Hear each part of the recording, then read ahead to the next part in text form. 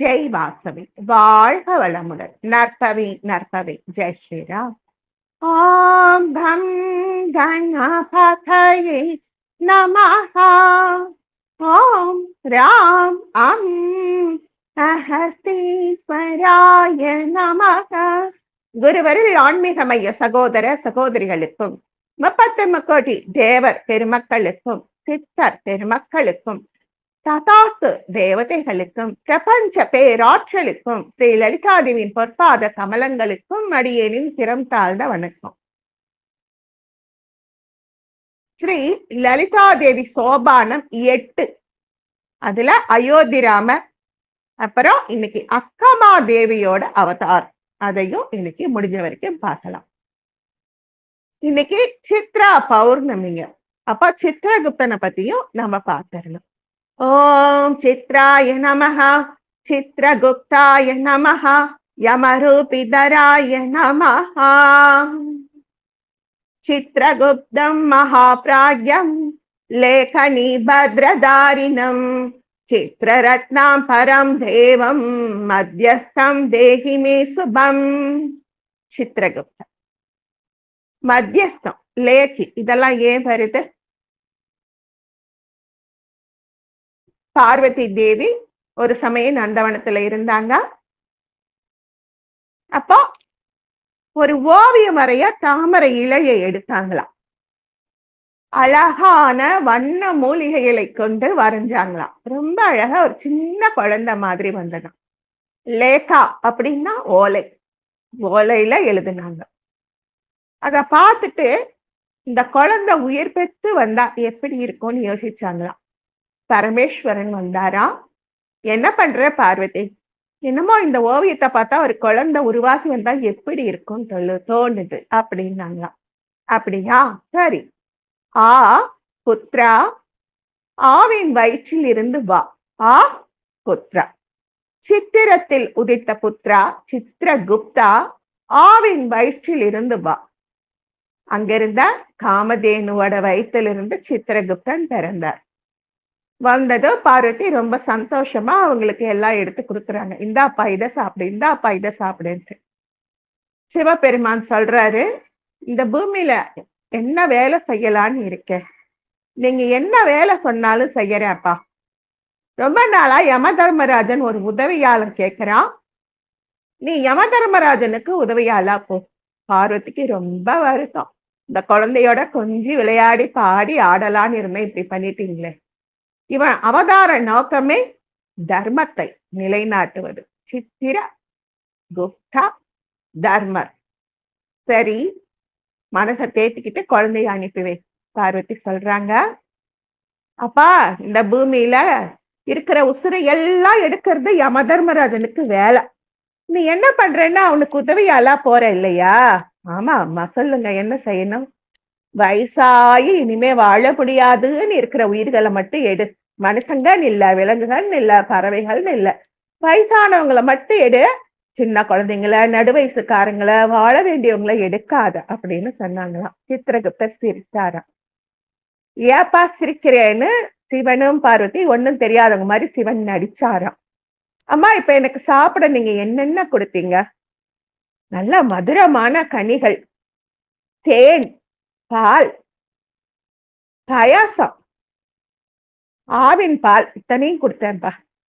இது எல்லாம் ரொம்ப சிறப்பானது இல்லையா? ஆமாப்பா, உனக்காக கொடுத்தேன். நீங்க உங்க மகனுக்காக உலகத்திலேயே சிறப்பானதை கொடுத்தீங்க இல்லையா? ஆமா. அப்போ உங்க மகன் உலகத்துல சிறப்பானவனா இருக்கணும், அப்படித்தானே? ஆமாப்பா. அப்போ ஆயுள் யாருக்கு முடியுதோ அதைத்தாமா நான் சொல்லணும். வயசாகிற வரைக்கும் அவங்க பாப்பம் பண்ணிக்கிட்டே இருக்கட்டும்னு விட்டு வைக்க முடியாது இல்லையா? சரிப்பா, நீ சொல்றது ரொம்ப சந்தோஷம், போயிட்டு வான்னு அனுப்பி வச்சாங்களாம். அந்த சித்ரகுப்தன் மத்தியஸ்தம் தேகிமே சுபம்னு ஒரு வரி வருது பாத்தீங்களா? துலாக்கோள்ள பாப்பத்தையும் புண்ணியத்தையும் தராசுல வச்சு நிறுத்து பார்ப்பாரு. பாப பலன் யாரு அதிகமா இருக்கோ அவங்களுக்கு ஆடு ஆடு ஆடுன்னு ஆட விட்டுருவாராம். ஆடி அவன் உக்கார அந்த 5 நிமிஷம் புண்ணியத்துல அவனை தூக்கிட்டு வந்துருவாங்களாம். அதுதான் சித்திரகுப்தனோட வேலை. அப்புறம் இன்னைக்கு நாம ராமாயணம் பார்க்க போறோம். ஒரு சின்ன பாடல். அயோத்தி மாநகரில் பாலராம கோவில் நாமும் காண்போமே. ஓ அருளை பெறுவோமே. தசரதன் மைந்தன் சீதாமணாளன் காக்கும் தன் தாழ் பணிவோம். ஓ காக்கும் தன் தாழ் பணிவோம். அயோத்தி மாநகரில் பாலராமர் கோவில் நாமும் காண்போமே. அவர் அருளை பெறுவோமே. பாலராமன் முகம் கண்டேன், பால்வடியும் எழிலை கண்டேன். பாலராமன் முகம் கண்டேன், பால்வடியும் எழிலை கண்டேன். பாலராமன் சன்னதியில் பல்லுயிரும் முருக கண்டேன். பாலராமன் சன்னதியில் பல்லுயிரும் முருக கண்டேன். என்ன புண்ணியம் செய்தோமோ பாரதத்தில் நாம் பிறக்க ஆன்மீக கடலில் கலப்போமே. நாம் கலந்து அமைதி பெறுவோமே. ஒரு ஒரு சொல் ஒரு என்ன சொன்னா, ஒரு சொல் ஒரு என்ன சொன்னா. ரகுராம ரகுகுலா சோமானி வாராய் வாராய் வாராய் வந்தரு தாராய் ராமா காத்தருள்வாய். அலையன பொங்கும் மனது அடியவர் இளமனது. அலையன பொங்கும் மனது அடியவர் இளமனது. மனமற்ற நிலை பேரா ஸ்ரீலலிதாயின் கருணை வேண்டும். மனமற்ற நிலை பேரா ஸ்ரீலலிதாயின் கருணை வேண்டும். வேண்டும் வேண்டும் வேண்டும் ராமனின் நாமம் வேண்டும். மீண்டும் மீண்டும் பாடிடுவோம், நாம் பாடிடுவோம். ராமா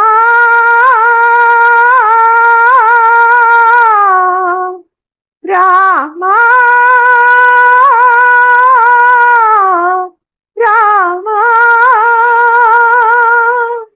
அயோத்தி மாநகரில் பாலராமன் கோவில் நாமும் காண்போம்.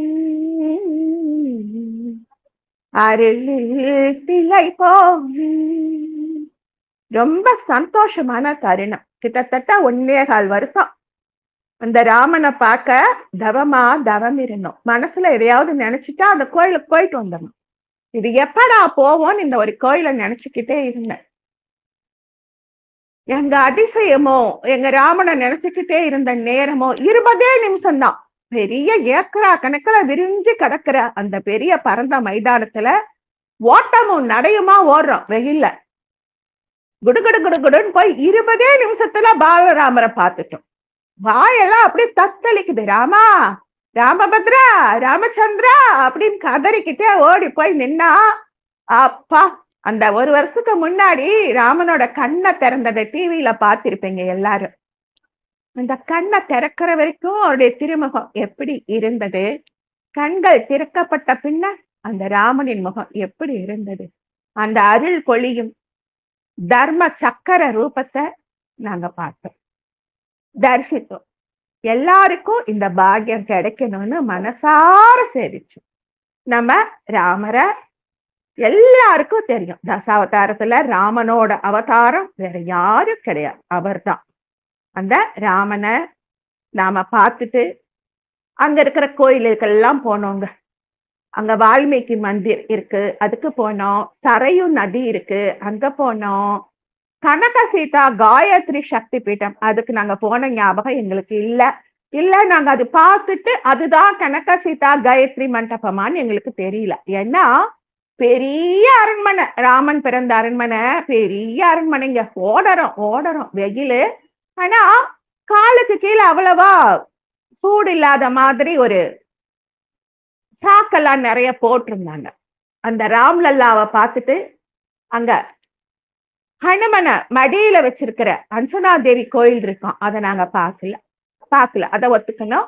அடுத்தவங்க யாராவது பண்ணா ஹனுமனை மடியில வச்சிருக்கிற ஹனுமான பால ஹனுமனா அஞ்சனாதேவி வச்சிருக்கிற கோயிலுக்கு நாங்க போகல. ஆனா மேல இருந்து பாத்தால ஹனுமனை பார்த்தோங்க. ஒரு தரத்துக்கு 2 தரம் பார்த்தோம். அப்புறம் சீதம்மா சமைச்சாங்களாம். கல்யாணம் ஆன வந்த புதுசுல எல்லாரும் வந்து விளக்கு வையுமா, பால் காய்ச்சுமான்னு சொல்லுவோம் இல்ல மருமகள, அது மாதிரி சீதாக்கி ரச்சோய் அப்படின்னு ஒரு இடத்த 2 இடத்த காமிக்கிறாங்க. சீதாக்கி ரச்சோய், சீதை சமைத்த இடம், அந்த கால பாத்திரங்கள், ஒரு பெரிய சின்ன கிணறு, அதுக்கு பெரிய உருளை, அப்படி எல்லாம் பார்த்தோம். சீதை வந்தவங்களுக்கு சமைச்சு போட்டாங்களாம். ராம ஜென்ம பூமியின் வடமேற்கு பகுதியில் அயோத்தியின் ராஜ்கோட்டில் அமைந்துள்ள சீதாக்கி ரஜோய், சீதா தெய்வம் பயன்படுத்திய ஒரு வரலாற்று சமையலறை இருக்குதுன்னாங்க. 2 இடம் பார்த்தோம். அதுல அவங்க எதுல சமைச்சாங்கன்னு எங்களுக்கு தெரியல. அங்க போனா இங்க வான்னு எல்லாம் கூப்பிட்டு ஆசீர்வாதம் பண்ணி பணம் வசூல் பண்றதுதான் பெருசா இருக்கிறதுனால நம்மள நிம்மதியா பார்க்க விட மாட்டேங்கிறாங்க. ராம ஜென்ம பூமிக்கு பக்கத்திலேயே இந்த புனித இடம் இருக்குதுங்க. நிறைய பாத்திரங்களை வச்சிட்டு இருக்காங்க. அப்புறம் நிலத்தடியில சமையலறை, தேவி சீதாவின் பெயரை கொண்ட 2 சமையலறைகளில் இதுவும் ஒன்று. இந்த சீதா தேவியோட சமையலறையில வந்தவங்களுக்கு அவங்க சமைச்சு போட்டாங்களாம். சீதா தேவி அயோத்தியில் இருந்த காலத்துல உணவு தயாரித்த சமையலறையாக இது நம்பப்படுவதால் மகத்தான வரலாற்று முக்கியத்துவம் கொண்டுள்ளது. இந்த புராணங்களில் இத்தகைய மரியாதைக்குரிய தொன்மையிலும் தொன்மையான புனித தலங்கள் நாம பார்த்துக்கணும். ஏன் பார்த்துக்கணும்னா, நமக்கு அடுத்த தலைமுறைக்கு நாம சொத்து சொகம் சேர்த்து வச்சாலும், எத்தனையோ ராஜாக்கள் அரண்மனை கட்டி கோட்டை கட்டி ஆண்டாங்க, இன்னைக்கு ஒன்னும் இல்லை. ஆனா கோவில்கள் காப்பாத்தணும், நாம காப்பாத்தணுங்க. தஞ்சை பெரிய கோவில், சிதம்பரம், மதுரை, திருவண்ணாமலைன்னு எத்தனை கோயில் இருக்கோ அத்தனை கோயிலுக்கும் நாம காப்பாத்தணும். உடனே கேட்பாங்க, தெய்வம் தானே மனுஷங்களை காப்பாத்தணும், மனுஷங்க எதுக்கு தெய்வத்தை காப்பாத்தணும்? பேங்க் எப்பயும் அடியேன்னு சொல்றது, கோவில்கள் அப்படிங்கிறது பேங்க், வரவு செலவு வச்சுக்கக்கூடிய ஒரு புராதனமான புனிதமான ஸ்தலம். நாம அங்க போய் என்ன வேண்டுறோமோ அது பன்மடங்கு திருப்பி கொடுக்கக்கூடிய அதிர் அலைகள், சித்தர்களின் ஆசீர்வாதங்கள், நம்ம முன்னோர்கள், பிரபஞ்சத்தின் பேராற்றல் எல்லாம் கலந்து கிடக்கிற ஒரு புண்ணிய பூமி. அதுல பாலா இருந்தா பாயாசம் பண்ணலாம், பால்கோவா பண்ணலாம், தயிர் செய்யலாம், தயிர் பச்சடியும் செய்யலாம். பால்ல வேற ஏதாவது விழுந்துட்டா எதுக்கும் உபயோகமாகாது. அதனால நம்ம கோவிலின் புனித தன்மத்தை நாம தான் காப்பாத்திக்கணும். அந்த நாம 2 வகுப்புக்கு முன்னாடி பார்த்தோம், நிறைய ராகங்கள், திருவாரூர் பிள்ளை தண்டு, இது மாதிரி அதிசயமான விஷயங்கள் நம்ம பாரதத்துல பொதிந்து கிடக்குது. ஒவ்வொன்னா இப்ப வெளியில வர்ற சமயம், இந்த நிமிஷம் நாம நன்றி சொல்லணும் நம்ம சித்தர்களுக்கு. கட்டடக்கலை எப்படி இருக்கும்? இந்த ராமர் கோயில கட்டடக்கலை நம்ம இந்தியாவுல முக்கியமான 3 கட்டடக்கலை மட்டுமே பிரசித்தியம். நம்ம திருமியச்சூர் ராஜகோபுரம், கர்ப்பகிரக கோபுரம் கூட கஜபிருஷ்ட விமானம், அதாவது யானையின் பின்பாகம் மாதிரி கஜபிருஷ்ட விமானம். அந்த மாதிரி விமானம் தொன்மையிலும் தொன்மையான இடத்துல தான் கட்டுவாங்க. ஏன் அதை கட்டக்கூடாதா? எல்லாரும் கட்டலாம். இப்போ ஒரு வீடு இருந்தா அதுல 3ல 1 பங்கு பிரிச்சு வாசல்னு ஒண்ணு வைப்போம். ஒரு வீடு ஒரு 500 ஒரு 1000 சதுரடியில கட்டக்கூடிய வீட்டுக்கே நாம இவ்வளவு சாஸ்திரமும் சம்பிரதாயமும் பார்க்கும் பொழுது, கடவுள் வாழும் அந்த அரண்மனை, அந்த கர்ப்பகிரகம், அந்த கோவில், அதுக்கு எந்த மாதிரி விமானம் வைக்கணும், எந்த மாதிரி அந்த விமானங்கிறது அவங்க வெளியில போயிட்டு வரக்கூடிய ஒரு பயண சாதனம், அதுக்கு எந்த மாதிரி வைக்கணும், எந்த மாதிரி ஆகர்ஷணம் அங்க இருக்கும், அப்படி பார்த்துதான் கட்டடம் கட்டுவாங்க, விமானம் வைப்பாங்க. அப்படி இந்தியாவுல ரொம்ப முக்கியமான 3 கட்டடக்கலை தொன்மையிலும் தொன்மையா இருக்கா. அது நாகரா, திராவிடா, வேச்சரம் அப்படின்னு 3 முக்கியமா இருக்கான். திராவிடம் அப்படின்னா உடனே நம்ம கட்சின்னு நினைக்க கூடாது. தமிழ், தெலுங்கு, மலையாளம், கன்னடம், துளு இந்த 5 மொழிகளுமே தரையிட மொழிகள். தரையிட மொழிகள்னா இப்ப நம்ம வாழற தரையில பூமியில என்ன மொழி பேசுறாங்களோ அந்த மொழியை நம்ம பேசிட்டு இருக்கோம். இப்ப நாங்கெல்லாம் 300-400 வருஷத்துக்கு முன்னாடி ஆந்திராவில இருந்து புலம்பெயர்ந்தவர்கள். இப்ப தமிழ்நாட்டு வாரிசா வந்துட்டோம், ஆதார் கார்டு வச்சிருக்கோம். அப்ப இதுதான் எங்க தரையிடம், இதுதான் எங்கள் வாழ்விடம். இந்த 5 மொழிகளும் சேர்ந்ததே திராவிடம். அந்த பாணியிலையும் கோயில் கட்டுவாங்களாம். நாகரா பாணி கோவில் தான் அது. வந்து இப்ப நம்ம நாட்டு கோபுரங்களை பார்க்கும் போதே நமக்கு ஒரு சந்தோஷம், ஒரு சிரிப்பு வரும். சின்ன குழந்தையிலிருந்து புருஷன் பொண்டாட்டியிலிருந்து யானை, மயில், சிற்பங்கள் பார்க்க அழகா இருக்கும். இதே வடக்கு பக்கமா போங்க, ஸ்தூபி மாதிரி எப்படி உயரமா கட்டியிருப்பாங்க. எந்த விதமான சித்திரங்களோ ஓவியங்களோ வண்ண கலவைகளோ இருக்காது. அதுக்கு பேரு நாகரா பாணிங்கிறாங்க. நம்ம தமிழகத்துல வாழற கோயில் எல்லாமே திராவிட கட்டிடக்கலை. வடக்கு பக்கமா நாகரா பாணி. ஆந்திராவில இமயமலை முதல் விந்திய மலைகள் வரை நாகரா பாணி. குப்தர் காலத்தில் இந்த கட்டிடக்கலை மிகவும் பிரபலம். இதெல்லாம் யார் சொல்றாங்க? ஆந்திர தொல்லியல் மற்றும் அருங்காட்சியகத்தின் ஓய்வு பெற்ற இயக்குனர் யமானி சிவநாகி ரெட்டி பிபிசில சொல்லியிருக்காரு. இமயமலை முதல் விந்தியமலை வரை நாகரா பாணியும், விந்தியமலை முதல் கிருஷ்ணா நதி வரை வேச்சரம் அப்படிங்கிற பாணியும், கிருஷ்ணா நதி முதல் கன்னியாகுமரி வரை திராவிட கட்டிடக்கலையும் பின்பற்றப்பட்டு இருக்கு. இதுல காஷ்யப கட்டிடக்கலை அப்படின்னு ஒண்ணும் இருந்திருக்கு. கோவில் அடித்தளத்திலிருந்து மேல் பகுதி வரைக்கும் சதுரமாகவே இருந்தா அது நாகரா பாணி. அயோத்தியில இருக்கிறது எப்படி இருக்கும்? அது கேசரி நாகரம் அல்லது சேகரி நாகரம். இது கொஞ்சம் குழப்பமா இருக்கு. கேசரி அப்படின்னா தலைமை சிங்கம், சேகரி அப்படின்னா சேமிப்பு. அந்த 2 விதத்துல ஏதோ ஒரு நாகரம் அப்படிங்கிறாங்க. கோயில்ல இருக்கிற சின்ன நகரம் போன்ற அமைப்புகளை சேகரி நாகரா அப்படின்னு கூப்பிடுறாங்களாம். கோவிலின் உச்சி பகுதி மேரு பர்வதத்தின் சின்னமா இருக்குதுங்க. அப்படியே நம்ம வீட்டுல ஸ்ரீ சக்கரமேரு, அதாவது யந்திரத்துல இருந்தா அது யந்திரமேரு, படிக்கத்துல நாம வச்சிருக்கிறது ஷில்பமேர். அந்த மாதிரி தாங்க அந்த கோபுரம் தோணுது. தூரத்துல இருந்து பார்க்கும் பொழுது மேரு ரூபமாதான் அந்த கோவிலோட கோபுரம் இருந்தது. கோவிலின் உச்சி பகுதி மேரு பர்வதத்தின் சின்னமாக காணப்படுகிறது. கோவிலின் ஒரு சிறிய பகுதியில் கருவறை கட்டப்பட்டு உள்ளது. ஒரு இடைவெளியுடன் கூடிய கோபுரத்தின் மேல் ஒரு கலச அமைப்பு இருக்கு. நல்லா கட்டிட்டு இருக்காங்க. இன்னும் மகா மண்டபம், அர்த்த மண்டபம் அது மாதிரி நிறைய கட்டுறாங்க. கோவில் உயரமான மேடையில கட்டப்பட்டு இருக்கு. ஆமா, படிக்கட்டு ஏறி ஏறி தான் போனோம். சாதாரணமா போக முடியல. கொஞ்சம் படிக்கட்டு ஏறி மறுபடியும் ஒரு சமதளம் வந்து மறுபடியும் படிக்கட்டு ஏறி போனோம். இன்னும் கட்டிட்டு இருக்காங்க. போன வகுப்புல காமிச்ச பாத்தீங்க, ஒரு தனுசு, பெரிய வில்லு, அம்பு, அப்புறம் கதாயுதம், நிறைய ஆயுதங்கள் இன்னும் அங்கங்க கொண்டு வந்து பொருத்தப்படணும். இன்னும் நிறைய விக்கிரகங்கள் பொருத்தப்படணும். மூலராமர் பாலராமரை சேவிச்சிட்டோம். மூலமூர்த்தி சன்னதிக்கு மேல, கருவறைக்கு மேல ஒரு சிகரம் இருக்கு. அந்த சிகரத்துல நிறைய நுட்பமான சங்கதிகள் தாந்திர முறைப்படி அல்லது தந்திர முறைப்படி கட்டப்பட்டு வருதாங்க. தந்திரம் அப்படின்னா வந்து தப்பான அர்த்தம் கிடையாது. இப்ப சேலத்துல தாரமங்கலத்துல சூரியனோட ஒளி அந்த கோபுர வாசலை எல்லாம் கடந்து கடந்து கடந்து கடந்து சிவலிங்கத்தோட நெத்தியில படும். இது வந்து தந்திரம். சிலை, சிற்பம், கட்டிடம் கட்டும் சிற்பிகளின் தந்திரம். மனமது யந்திரம், யோசித்தால் வருவது தந்திரம். அப்படி கட்டப்பட்டது. அந்த மாதிரி வருஷா வருஷம் ராம நவமி அன்னைக்கு சூரிய குல தோன்றல் அல்லவா, சூரியனின் கதிர்களானது ஸ்ரீ பால ராமனின் நெற்றியிலே திலக மாதிரி படராப்பி கட்டிடம் அமைச்சிருக்காங்க. எவ்வளவு பெரிய கட்டிடம்! நம்ம தஞ்சை கோயில மாதிரி இருக்குங்க. அதை விட பெருசுன்னு கூட நம்ம சொல்லலாம். எனக்கு சொல்ல தெரியல. ஏன்னா நாங்க சுத்தி சுத்தி போனோம். அதனால கோவிலோட அமைப்பு இன்னும் கட்டுறதுனால நம்மளுக்கு நேர்பாதையில அவங்க விடல. ஆனா 20 நிமிஷத்துல பாலராமனை நின்னு நிதானிச்சு சேவிக்கக்கூடிய பாக்கியமும் எங்களுக்கு கிடைச்சிருச்சு. அதுக்கப்புறம் சோம்நாத் கோவில். அந்த காலத்துல சோம்நாத் கோவில் ரொம்ப பிரசித்தி.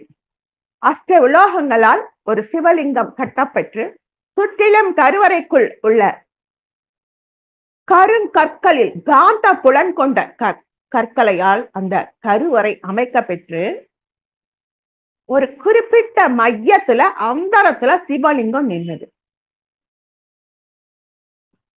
எப்படி இரும்பும் காந்தமும் ஈர்க்கும், அது மாதிரி அந்த காந்த புலன் கொண்ட அந்த காந்த அதிர்வலைகள் கொண்ட கற்கள் எந்தெந்த உலோகங்களை ஈர்க்குமோ அந்தந்த உலோகங்கள் அஷ்ட உலோகங்களை கொண்டு ஒரு சிவலிங்கம் கட்டப்பெற்று சமீபத்துல ஒரு 2 மாசத்துக்கு முன்னாடி அதுல இருந்த ஒரு துண்டை காலங்காலமா பாதுகாத்துட்டு வந்திருக்காங்க. சில 100 வருடங்களுக்கு முன்ன உடைப்பட்ட துண்டங்களில் இருந்து ஒரு துண்டத்தை ரவிசங்கர் அப்படிங்கிறவங்க பரம்பரையா வச்சுட்டு வந்திருக்காங்க.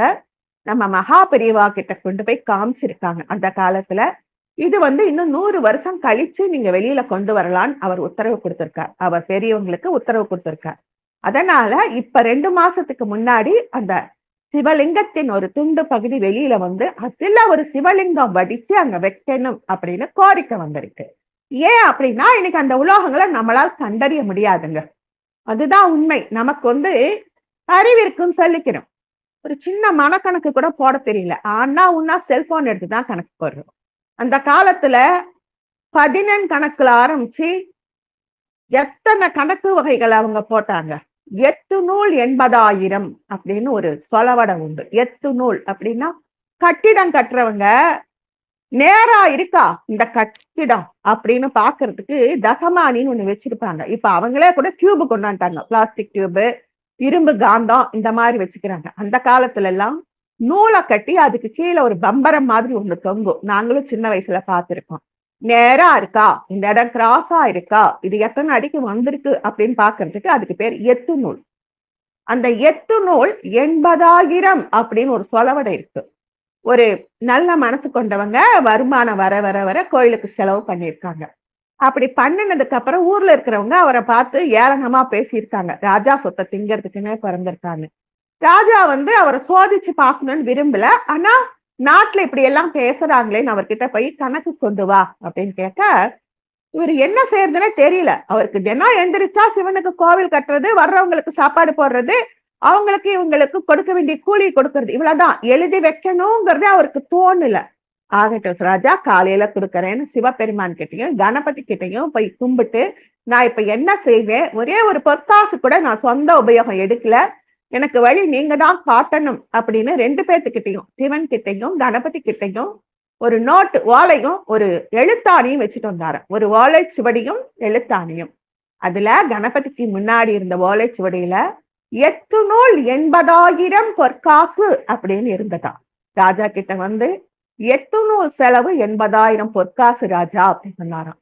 8 நூலே 80,000 பொற்காசுனா இவன் எத்தனை லட்சம் பொற்காசுகளை வச்சு இந்த கோயிலை கட்டி இருப்பான்னு ராஜா சந்தோஷமா திரும்பி போயிட்டாராம். அது மாதிரி நிறைய கணக்கு வழக்குகளை நம்ம மூளையில அன்னைக்கு நாம கூட மனக்கணக்கு போட்டோம்.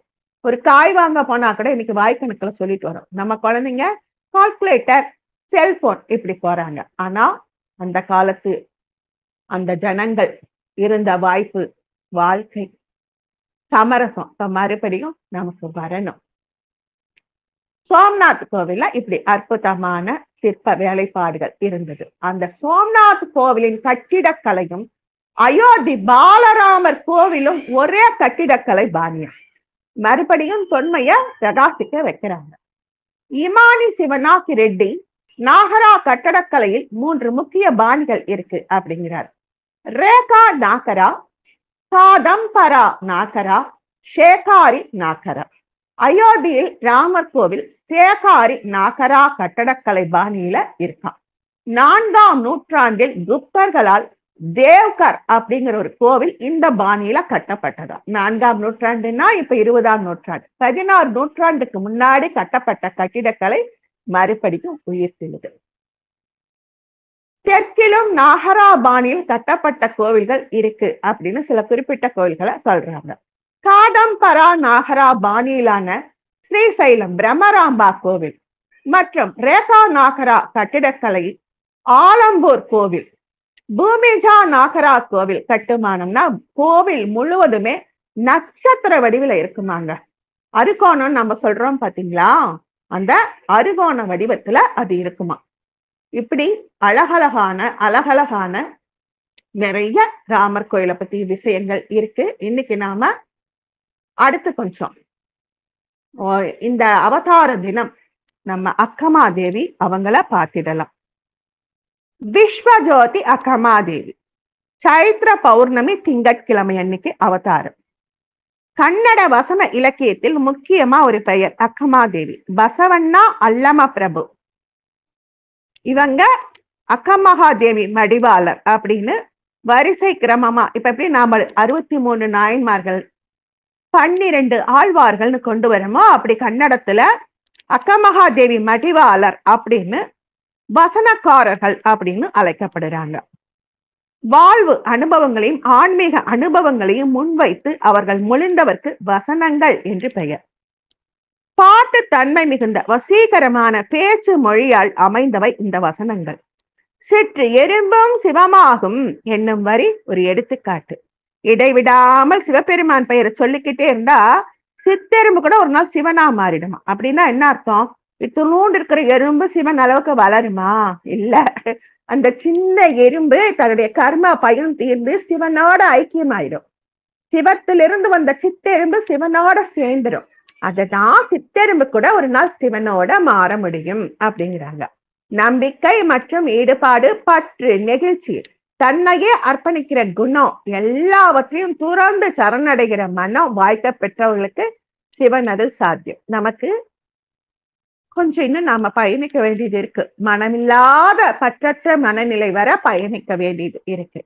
சிவபெருமான் அப்படின்னா அவர் வெறும் கடவுள் மட்டும் இல்ல, நல்ல தோழர், நல்ல வழிகாட்டி, நல்ல ஆசான், நல்ல வாழ்க்கையை அமைத்து கொடுக்கிற சக்தி. சிவபெருமானை தன்னுடைய அத்தியந்த சிநேகிதரா, இப்ப எப்படி ராதா கிருஷ்ணனை வரித்தாலோ, ஆண்டாள் கண்ணனை வரித்தாலோ, அது மாதிரி அக்கமகாதேவி தன்னுடைய உற்ற தோழனாகவும் பிரியமானவும் சிவனையே வரித்தாளாம். சிவனையே இலக்காக கருதி இல்லற வாழ்வையும் சமூக நிலை துறந்து வீட்டை விட்டு வெளியேறியவர் விஸ்வஜோதி அக்கமகாதேவி. விஸ்வஜோதினா விஸ்வம்னா உலகம், ஜோதினா பிரகாசம், இந்த உலகத்துக்கே பிரகாசம் தரக்கூடிய அக்கமகாதேவி. கர்நாடகத்தின் இன்றைய சிமோகா மாவட்டத்தில் உள்ள உட்டுத்தடி என்ற கிராமம் சிவ பக்தர்களான நிர்மல் ஷெட்டி, சுமதி இவங்க ரொம்ப வசதியா இருக்காங்க. எல்லாருக்கும் வந்தவங்களெல்லாம் வரவேற்று உபச்சாரம் பண்றாங்க. ஆனா அவங்களுக்குன்னு ஒரு குழந்தை குட்டி இல்ல. சிவனை வேண்டி வேண்டி வேண்டி வேண்டி மல்லிகார்ஜுனர் கிட்ட போய் மன்றாடுறாங்க. அவங்களுடைய தீவிர பக்தியின் விளைவால் அவங்களுக்கு ஒரு பெண் குழந்தைய கடவுள் கொடுக்கிறார். மகாதேவின்னு பேர் வைக்கிறாங்க. பெற்றோரின் பக்தி, சிவ பரம்பொருள் அருள், பிறந்த தன்மை எல்லாம் சேர்ந்து சிவபெருமானையே சகல இடத்திலும் சகல ஜட பொருட்களிலும் அசையும் அசையா பொருளை சேத்தனம் அசேத்தனம் சொல்வோம். நாம நினைக்கிற அப்படி ஜட பொருள், ஒரு கல்லுக்கு உயிர் இருக்கு, அது நாம உணரணும். நாம தீப பயிற்சி, கண்ணாடி பயிற்சி பண்றவங்களுக்கு இது புரியும், தெளிவா புரியும். ஜட பொருளுக்கும் உயிர்த்தன்மை இருக்கு. இப்ப நம்ம கட்டிடத்தை நாம தான் கட்டணும், நாம இடிக்கலாம்னு நம்ம நினைக்கிறோம். இந்த கட்டிடத்துக்கும் உசுறு இருக்குதுங்க. அதுக்குள்ளார உரையிற அந்த மண் இருக்கு பாத்தீங்களா, அந்த தண்ணி இருக்கு பாத்தீங்களா, அதுக்கு பூமியில இத்தனை நாள் வாழணும்னு எழுதி இருக்கான். அதனால அந்த ஜட பொருளுக்கும் உயிர் இருக்குங்கிறத நாம தெரிஞ்சுக்கணும். நாம கண்ணை மூடி தியானம் பண்ணும் பொழுது அந்த கட்டிடத்தோட ஆறா கூட நம்ம கண்ணுக்கு தெரியணும். அதுதான் நாம தியானம் பண்றதுக்கான ஒரு சுமூகமான, நிம்மதியான, நேர்மையான வழி. நாம கண்ணை மூடினா நம்முடைய ஒளி தேகம் மட்டுமே தெரியணும் அப்படின்னு நினைக்க கூடாது. சேதன அசேதன பொருட்களின் ஒளி ரூபமும் நமக்கு தெரியணும். அத அக்கமாதேவி அந்த காலத்திலேயே தீவிர பக்தியால எல்லாமுமே அவங்களுக்கு சிவனாவே தெரிஞ்சிருக்கு. அவங்க கன்னடா, சமஸ்கிருதா எல்லாத்துலயும் பாடல் பாடி நிறைய சிவ தொண்டு புரிஞ்சிருக்காங்க. யாராவது ஒரு சின்ன சொல் சொன்னா அதை துருவி துருவி கேட்டு அதுல என்ன விவரம் இருக்கு அப்படின்னு தெரிஞ்சு வீர சைவ பிரிவை சேர்ந்தவங்களா அவங்க இருந்தாங்களாம். மல்லிகார்ஜுனரை தவிர இந்த உலகத்துல வேற எதுவுமே நிரந்தரம் கிடையாது அப்படின்னு உணர்ந்தாங்களாம். ரொம்ப அழகான கண்ணையும் கருத்தையும் கவரும் கன்னியாக வளர்ந்தார் மகாதேவி. ரொம்ப அழகா இருக்காங்க. மகாதேவிக்கு தகுந்த கணவன் கிடைக்கணுமே, அந்த காலத்துல எல்லாம் பொண்ணு பருவம் எய்து முன்னால கல்யாணம் பண்ணி வச்சுருவாங்க. அப்படி எல்லாரும் இவளுக்கு பொண்ணு இந்த பொண்ணு வளர்ந்துட்டு போகுது, மாப்பிள்ளை தேடணும்னு சொல்ல அவ சொல்றாளாம், ஸ்ரீ சைலநாதனான மல்லிகார்ஜுனரே என் மணாளன். ஏண்டி இதெல்லாம் நடக்கக்கூடிய காரியமா, ஏண்டி பிச்சு பிடிச்சு திரியிற அப்படிங்கிறாங்க. அதுக்கு அக்கா மகாதேவி சொல்றாங்க, அழகான மயில் குன்றில் தான் ஆடும், குப்பமேட்ல போய் ஆடாது. அன்ன பறவை குளத்தில் தான் நீந்தும், குட்டையில நீந்தாது. தளிர் விடும் மரத்தில் தான் குயில் கூவும், மனமில்லா மலர்களை வண்டு நாடாது. அப்படி நிறைய ஒரு பதிகமாவே சொல்லிட்டு இருக்காங்க. நான் அப்படியே கொஞ்சம் சிம்பிளா சொல்லிட்டு வரேன். ஒரு நாள் அவங்க வீட்டு மாடத்துல நின்னுக்கிட்டு இருந்த அக்க மகாதேவியை பார்த்த அந்த நாட்டு மன்னன் கௌஷிகன், மகாதேவியின் தெய்வீக அழகு, அவனு நல்ல அழகன், ஒழுக்க சீலன் ராஜா, வந்த பொண்ணு கேட்கிறான். மகாதேவியை மணந்து கொள்ள பேச்சு நடக்குது. அப்போ மகாதேவியோட பெற்றோருக்கு ஏற்கனவே இந்த பொண்ணு கொஞ்சம் மல்லிகார்ஜுனா மல்லிகார்ஜுனான்னு இருக்கு, ஏதாவது வம்பாயிடுச்சுன்னா போச்சுன்னு சொல்லிட்டு எங்க பொண்ணை கேட்டு சொல்றோம் அப்படிங்கிறாங்க. நான் எல்லாம் கல்யாணம் பண்ணிக்க மாட்டேன், எனக்கு மல்லிகார்ஜுனர் தான் கணவர் அப்படின்னு சொல்றாங்க.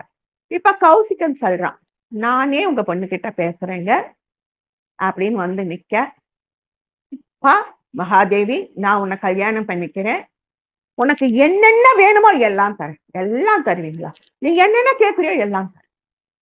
உனக்கு எப்படி வேணும், எது வேணும், என்ன வேணும், எங்க இருந்தாலும் நான் கொண்டு வந்து தரேன். உங்களால கொண்டு வந்து தர முடியுமா? எல்லாமே தருவேன். இந்த உலகத்தில் இருக்கிற அத்தனை பொருட்களையும் நான் மனசு வச்சா கொண்டு வந்து தருவேன். சரி, எனக்கு ஒரு வேண்டுகோள் இருக்கு, அதை நீங்க நிறைவேற்றினா நான் உங்களை கல்யாணம் பண்ணிக்கிறேன். என்னோட விருப்பத்தை நீங்க நிறைவேற்றலைன்னா என்னை தொந்தரவு பண்ணக்கூடாது, உங்களை விட்டுட்டு நான் போயிடுவேன். ராஜா ரொம்ப மெதப்பா, கௌசிகனுக்கு கிடைக்காது, இந்த உலகத்துல எதுவும் கிடைக்காது, நீ சொல்லு, நான் கொண்டு வந்து தரேன். மன்னா, இந்த புவி உலக இன்பம் எதுவும் எனக்கு வேணாம். இந்த புவி உலக இன்பமோ அரச பதவியோ ராஜ்யமோ எனக்கு வேணாம். பின்ன என்ன வேணும்? நீங்களும் என்ன மாதிரி ஒரு சிவபக்தனா ஆயிடணும். ராஜா இடிஞ்சு போயிட்டான. ஒரு ராஜனுக்குரிய கடமைகள் அவனுக்கு இருக்கு இல்லையா, அவன் மனச ரொம்ப கஷ்டமாயிடுச்சான். என்னால இது முடியாது, எனக்கு அதுக்கெல்லாம் நேரம் இல்லை அப்படின்னா நான் போறேன்னு சொல்லிட்டு அந்த நிமிஷத்திலேயே வீட்டை துறந்து வெளியேறினார் மகாதேவி. அவங்க வயசு 16 வயசுக்கு உட்பட்ட இளம் பிராயமா, அழகு நிரம்ப பெற்ற கன்னி பெண். எங்க போவா, யாரு ஆதரவு கொடுப்பா, எல்லாம் யோசிச்சு யோசிச்சு பின்னாடியே அவங்க சுத்தம் சொந்தம் எல்லாம் வருது. அம்மா அப்பா பயப்படாது, மலை உச்சியில வீட்டை கட்டிட்டு வன விலங்குகளுக்கு பயப்பட்டா முடியுமா? கடலோரத்துல வீட்டை கட்டிவிட்டு அலை ஓயாம அடிக்குதேன்னு கேட்க முடியுமா? சந்தைக்கு நடுவே வீட்டை கட்டிவிட்டு கூச்சல் ஆரவாரன் கவலைப்பட முடியுமா?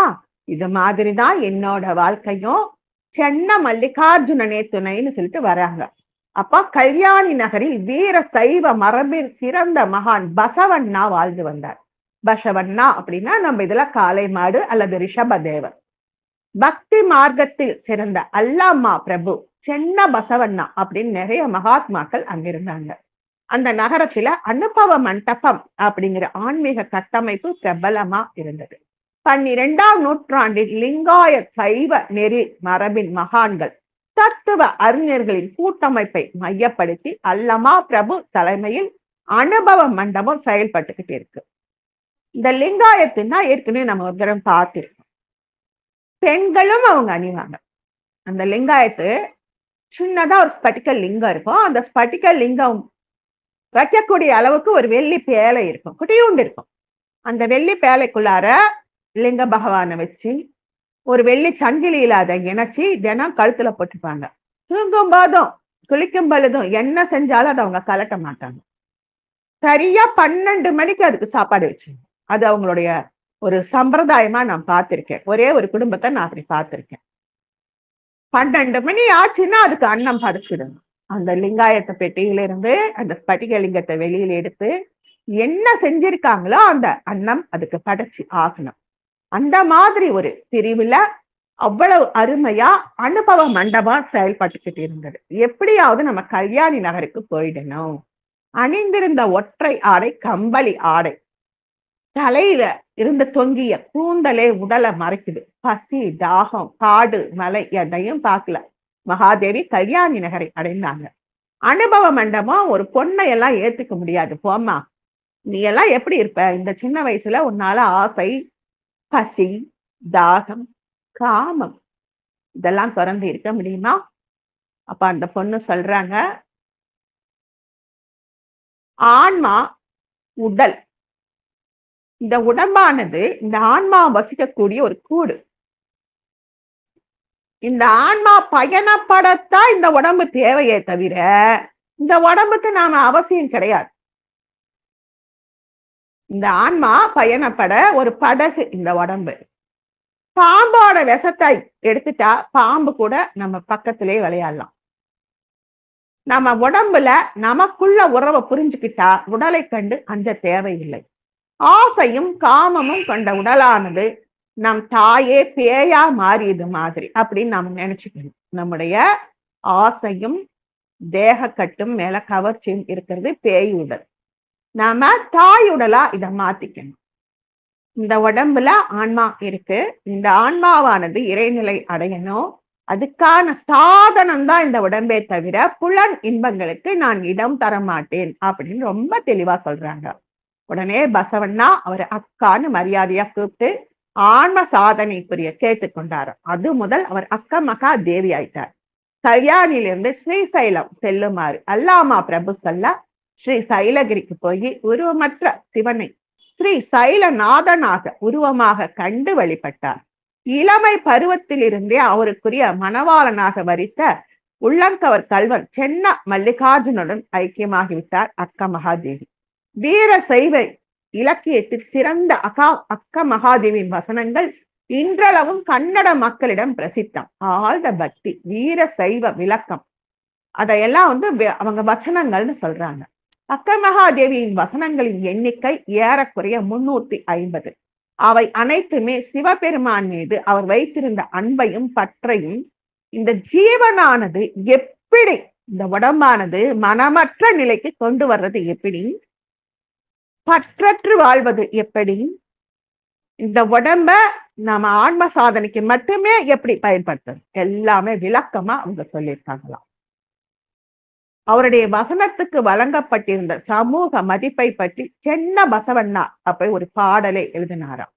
வசன இலக்கியத்தில் உள்ள முன்னோடிகள் எழுதிய 60 வசனங்கள் தன்னாயகர் என்னும் வசனக்காரர் எழுதிய 20 வசனங்களுக்கு இணை. அவை பிரபுதேவர் எழுதிய 10 வசனங்களுக்கு இணை.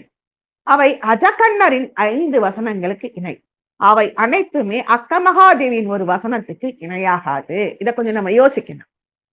முன்னோடிகள் நமக்காக எவ்வளவோ ரிக், யஜு, சாம, அதர்வணன் வேதங்களை எழுதி வச்சிருக்காங்க.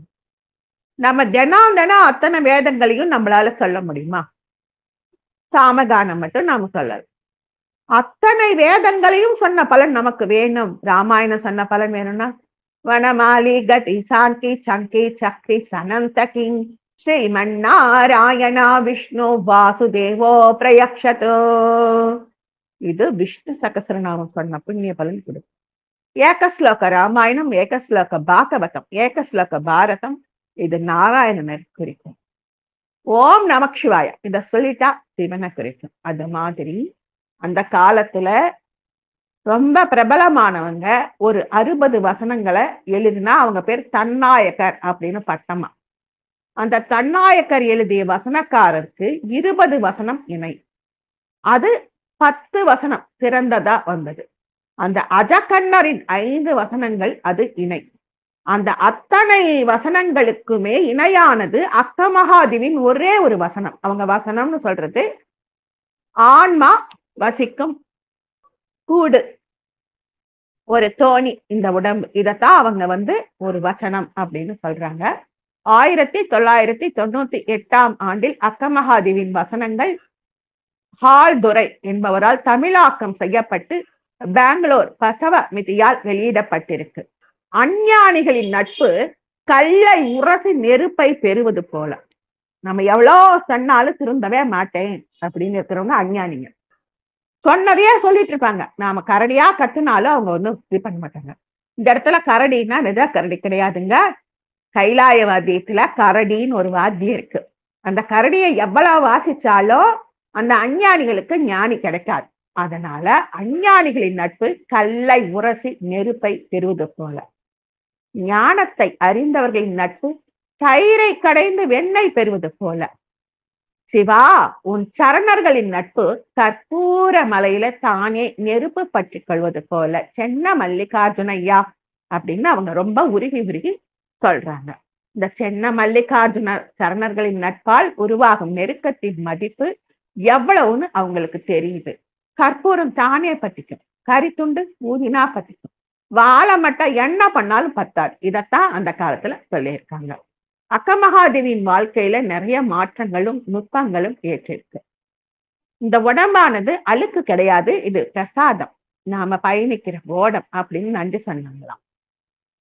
மல்லிகார்ஜுனர் வழங்கிய பிரசாதம் உடம்பு, மூச்சு அவன் பிரசாதம், உயிர், மனம், செல்வம், உணர்வு, உணவு ஒவ்வொன்றும் அவன் வழங்கிய பிரசாதம். நான் அப்படிங்கிறதே மறைஞ்சு மல்லிகார்ஜுனனுடன் இரண்டரை கலந்த ஒரு மைநிலை உருவாகுது. இறுதியில் அவன் வழங்கிய பிரசாதங்களையே போர்த்தி கொண்டிருக்கிற ஒருத்தியாக தன்னை நினைத்துக் கொள்கிறார். அதுதான் இந்த பிறவிக்கு ரொம்ப உற்சவம். நாம இற்று போன மரத்திலே பூச்சிகள் புகுந்து கொள்வது போல, ஆள் இல்லாத வீட்டிலே நாய் நுழைந்து கொள்வது போல, மன்னன் இல்லாத நாட்டை எதிரிகள் சூழ்ந்து கொள்வது போல, உடலுக்குள் உங்கள் நினைவற்று போனால் பூதம் பேய் பிசாசுகள் கூர்ந்து கொள்ளும். ஆகையால் சென்ன மல்லிகார்ஜுனையா நின் சரணமே கதி அப்படின்னு அவங்க ரொம்ப நமக்கு தெளிவா சொல்லியிருக்காங்க. கண்ணுக்கு அழகு குருக்களையும் பெரியோர்களையும் பார்ப்பது, காதுக்கு அழகு புராதனமான இசைகளையும் மந்திர வேத ஒலிகளையும் கேட்பது, பேச்சுக்கு அழகு சத்தியத்தை சொல்வது, சம்பாசனைக்கு அழகு சிறந்த பக்தர்களுடனான பேச்சு. நாம சொல்லுவோம் சங்கமே கூடாது, அப்படி சங்கம் வச்சா ஆன்மீக சங்கத்துல நல்ல அறிவானவங்களோட சங்கத்துலதான் சேரணும். அதத்தான் சம்பாசனைக்கு அழகு சிறந்த பக்தர்கள் உடனான பேச்சு, கைகளுக்கு அழகு வேண்டி நிற்பவருக்கு கொடுப்பது, வாழ்க்கைக்கு அழகு சிவ சரணர்களின் சகவாசம். இது இல்லாத வாழ்க்கை எனக்கு வாழ்க்கை செய்தாயா சென்ன மல்லிகார்ஜுனையா அப்படின்னு அவங்க வேண்டுறாங்க. இததான் அவங்க வசனம்னு சொல்றாங்க. மல்லிகார்ஜுனன் தான் எல்லாத்துக்கும் காரணம்னு சொல்றாங்க. மல்லிகார்ஜுனா மல்லிகார்ஜுனான்னு சொல்லக்கூடிய அந்த வார்த்தைகளால அவங்க மல்லிகார்ஜுனனை நேர்லயே பார்த்து அவங்களுடைய இணைஞ்சிட்டாங்க. பாலில் நீர் இருப்பதை போல நீர் இருப்பார், ஆதலால் முன்பு எது பின்பு எது என்பதை அறியேன். முட்டையிலிருந்து கோழி வந்ததா, கோழியிலிருந்து முட்டை வந்ததா, இந்த உடம்பானது முதல்ல வந்ததா, இந்த உடம்புக்குள்ள இருக்கிற உயிரும் ஆன்மாவும் முதல்ல வந்ததா? நாம ஒண்ணு தெரிஞ்சுக்கணும். இப்ப நாம என்ன செய்யறோமோ புண்ணியமா பாப்பமோ அதுவே கர்மா. இந்த கர்மா தீர்ற வரைக்கும் இந்த உடம்பு என்ன அவஸ்தைப்பட்டாலும் சலிச்சுக்கவே கூடாது. இந்த கர்மா தீர்றதுக்கு தான் இந்த உடம்பை நீ கொடுத்திருக்க. அதே மாதிரி ஒரு பக்தி பரவசமான நிலை எழுதும் பொழுது என்னுடைய புண்ணிய கர்மாவை தீர்க்கிறதுக்கு தான் இந்த தரிசனத்தை நீ கொடுத்திருக்க. இதை நாம உணர்ந்து ஒழுகணும். சலிச்சுக்கவே கூடாது, சலிச்சுக்கவே கூடாதுங்க. அதத்தான் அவங்களும் சொல்றாங்க.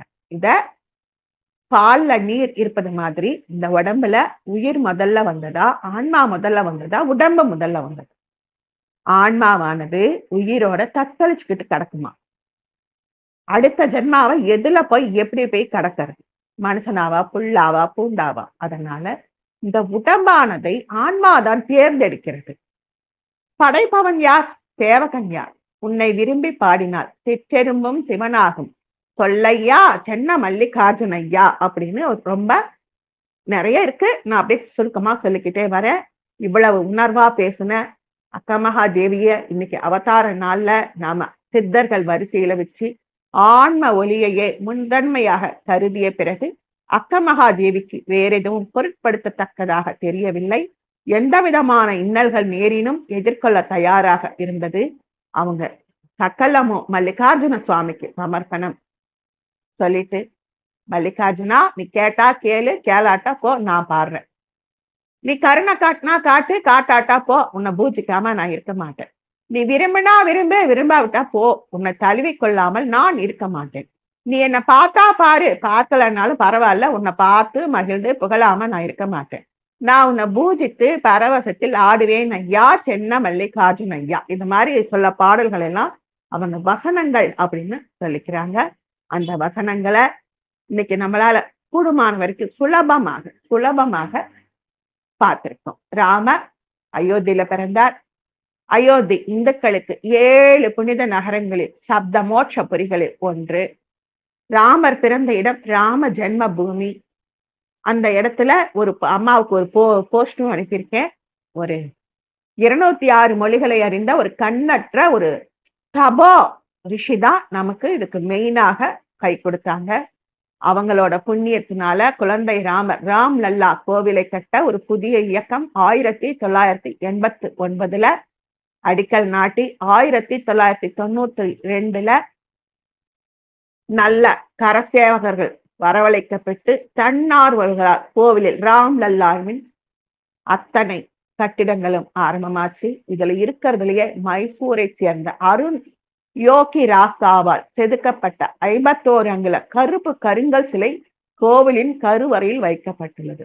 பழங்கால கிருஷ்ணசீலாக்கள், கிருஷ்ணசீலானா கிருஷ்ணம்னா கருப்பு, சிலானா கல், செதுக்கப்பட்ட இந்த சிலை பாரம்பரிய உடைகள் மற்றும் ஆபரணங்களால் அலங்கரிக்கப்பட்டுள்ளது. ராம் லல்லா ஆடை தையல் கலைஞர்களான பகவத் பிரசாத் மற்றும் சங்கர்லால் ஆகியோரால் தைக்கப்பட்டது. 2 நேர்த்தியான சிலைகள் கோவில் வளாகத்தில் இருக்கான். நாங்க பார்க்கலீங்க, இல்ல பார்த்து எங்களுக்கு தெரியலையோ. ஒன்று ராஜஸ்தானை சேர்ந்த சத்யநாராயண பாண்டேவின் வெள்ளை பளிங்குக்கல் தங்கவில் மற்றும் அம்புகளுடன் ராம் லல்லாவை சித்தரிக்கின்றது. மற்றொன்று கர்நாடகாவை சேர்ந்த கணேஷ் பட் என்பவர் கிரீடத்தில் சூரியன் உட்பட சூரிய வம்சத்தின் சின்னங்களுடன் நிர்ணயிக்கப்பட்ட சிலை. அயோத்தி ராமர் கோவில் 235 அடி அகலம், 360 அடி அகலம், 161 அடி உயரம் கொண்ட கட்டுமானம். ராமர் கோவில் வளாகம் உலகின் 3வது பெரிய இந்து ஆலயம். கோவிலின் பிரதான அமைப்பு ஒரு உயர்ந்த மேடையில் கட்டப்பட்டு 3 மாடிகளை கொண்டிருக்கு. ஆமா, அது எங்களுக்கும் தெரிஞ்சது. உள்ள இருக்கிற கருவறையை சுற்றி 5 மண்டபங்கள் இருக்காம். நாங்க எங்களை அங்க அலோ பண்ணலாம். கருவறைக்கு மேலே 161 அடி உயர கோபுரம் இருக்கு. கட்டிடத்தில் மொத்தம் 366 நெடு வரிசைகள், வரிசை நிறையவே போகுதுங்க. 16 அடி படிக்கட்டுகள் இருக்கு. கோவில் வளாகத்தின் நடுவில் குழந்தை ராமர் குடியிருக்கும் கருவறை கோவில். அதை சுற்றி சூரியன், விநாயகர், சிவன், துர்க்கை, அன்னபூரணி, ஹனுமன் ஆகிய தெய்வங்களுக்கு அர்ப்பணிக்கப்பட்ட சின்ன சின்ன சன்னதி இருக்கு. சிவனின் அவதாரங்கள், விஷ்ணுவின் தச அவதாரங்கள், 64 கோடி யோகினிகள். நம்ம சொல்றோம்ல திருமியச்சூர் லலிதா தேவி வாயிலிருந்து 63 கோடி யோகினிகள் வந்தாங்களே, அந்த 64, ஏன்னா இவங்க அகஸ்தியர் மனைவி லோபா முத்ராவையும் ஒரு யோகினியா எடுத்துக்கிட்டதுனால 64 சௌசத் யோகினிகள் மற்றும் சரஸ்வதி தேவியின் 12 அவதாரங்கள் ஆகிய சிலைகள்லாம் இருக்கா. இன்னும் வரணும் போல. விஷ்ணுவுக்கு அர்ப்பணிக்கப்பட்ட கோவில்களின் வடிவமைப்பிற்கு வேதங்களின்படி கருவறை எண்கோண வடிவிலே இருக்கும். கோவில் 10 ஏக்கர்ல கட்டப்பட்டு ஏறத்தாழ 7 ஏக்கர் நிரப்பரப்புல ஒரு பிரார்த்தனை கூடம், ஒரு விரிவுரை கூடம், கல்வி மற்றும் அருங்காட்சியகம். இன்னும் அருங்காட்சியகம் வரல. அந்த மாதிரி நிறைய கட்டிக்கிட்டு இருக்காங்க. நாங்க பார்த்தது பாலராமரை, மூலராமரை, அந்த பிரபாவலிய அவரை சுத்தி இருந்த சின்ன சின்ன விக்கிரகங்களை. அனுமான் கர்ஹி அல்லது அனுமாரின் இல்லம் உத்தரப்பிரதேச மாநிலத்துல அயோத்தி மாவட்டத்துல இருக்கு அப்படின்னு சொல்றாங்க. இந்த அனுமார் கோவில் 76 படிக்கட்டு இருக்கும். அனுமார் குழந்தை வடிவில் அன்னை அஞ்சனையின் மடியில தவழ்ற மாதிரி இருக்கான். அந்த கோவிலை எங்களுக்கு பார்க்க கொடுத்து வைக்கல. நாங்க பார்த்தது அங்க மேல இருந்து பார்க்கக்கூடிய பாதாள ஆஞ்சநேயரை பார்த்தோம். என்னால முடிஞ்ச வரைக்கும் இன்னைக்கு ராமரை பத்தி கொஞ்சம் சுலபமா சொல்லியிருக்கேன். அடுத்த வகுப்புல ராமர் வரலாற நிறைவாக சொல்ல முயற்சி பண்ணுறேன். இவ்வளவு நேரம் பொறுமையா கேட்ட அத்தனை நல் உள்ளங்களுக்கும் பிரபஞ்ச பேராற்றலுக்கும் ஸ்ரீ லலிதாதேவியின் பொற்பாத கமலங்களுக்கும் அடியேனின் சிரம் தாழ்ந்த வணக்கம். வாழ்க வளமுடன். ஜெய் வாசவி. நற்பவி நற்பவி. ஜெய் ஸ்ரீராம்.